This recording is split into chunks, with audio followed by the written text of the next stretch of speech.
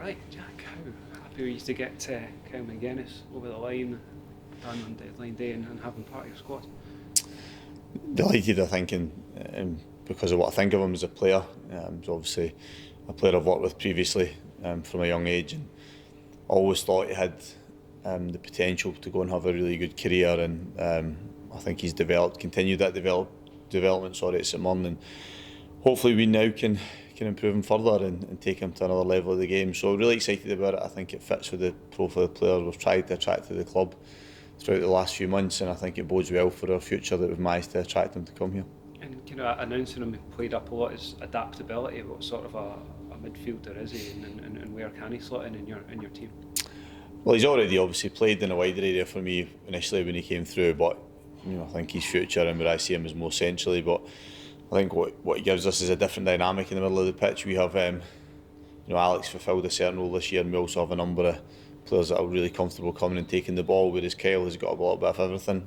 We think he's got that ability to go box to box and travel with the ball, and I think having that extra dynamic in the middle area of the pitch is going to be important for us. What does it say about the sort of character he's signed, that he was named club captain at the age of 22 years old or something? Yeah, I've obviously, again, I was able to witness it first hand from a young age.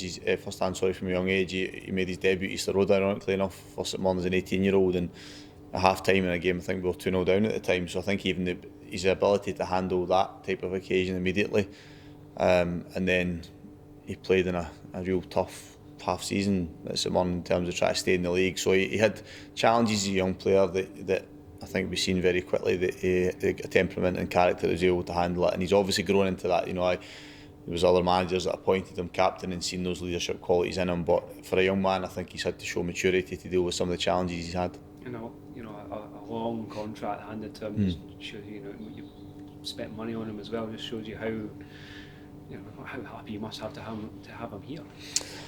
Yeah, I think it's we're keen to try, and management again is that challenge between short term and trying to win games every single week and try to build a solid future for the club, and we feel as if we're doing that at the moment. We're the age range of players in the main were brought to the club, and hopefully providing us with a stable future that we don't have to make significant changes window on window or year on year. So it's a big commitment to Kyle from us, but it's also a big commitment to Hibs from him, and I think that if we can get the two things right in terms of his progression and what he gives us as a club, then it's been a really good investment for us. Looking back on the window as a whole, did you get everything done that you wanted to? Would you say maybe it exceeded your expectations? I think we were quite strategic in our thought process behind it, and I think we feel as if we've got there. And in terms of the balance of the squad positionally, the balance of the squad from an age perspective, and I think we've just in a good all-round place. To do that, we've had to take. There's an element of risk involved in terms of the numbers within the squad and how much leaner we've made it. But I said there was a strategy behind that, and we feel as if it's so far it's paid off. We feel as if we're in a good place, and results have been good. So pleased, really pleased. I can't have any complaints about how we've handled this long window, if you like, as a club. Over the next week, then, will you use the squad a little bit? Will guys get game time that maybe been watching on and hoping for their opportunity? Yeah, absolutely. We obviously the competition is important to us, and we want to progress and try and win it. The only extra challenge for us is because it's an international break, which is unusual, and we've obviously have players who we've 4 absentees this week, and Alex, Ryan, Josh interfere, and that makes it a bit more challenging. But even taking that aside, it would have still been our intention to use our squad over these next 3 games.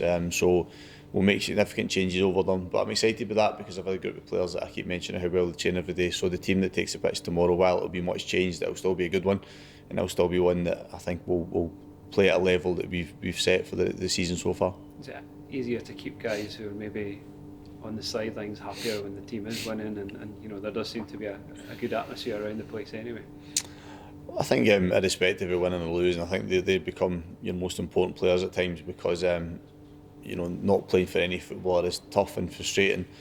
So you have a demand on them to meet their own standards every day while having that obvious disappointment. So it's the culture you try and create within your club, the atmosphere, and that's when your staff are important as well, and the cultural architects, if you like, within your changing room, and I'm fortunate here because I've got really good ones on the playing side, and then I believe I've got a staff around me that are very good at that as well. So but you don't, you know, it is tough for them. So this competition falls at a good time because it gives those players a good opportunity. Starting with tomorrow night, playing under the lights at Easter Road is an exciting match for them as well, and there's a good feeling around the group. You know, the team that will play tomorrow know they're playing, and I think they're looking forward to it. How important are cup competitions to this club? Huge. They're a chance for us to achieve success and win silverware, and we've seen that in recent history. You know, we have a semi-final still to look forward to in the Scottish Cup in a few weeks' time, so this competition starts afresh for us. But first and foremost, it's to win these games to get out of the group, and then once we're into the knockout stages, to go and win the competition. So our ambition going into tomorrow night's game is the starting point for us to go and try and win this trophy.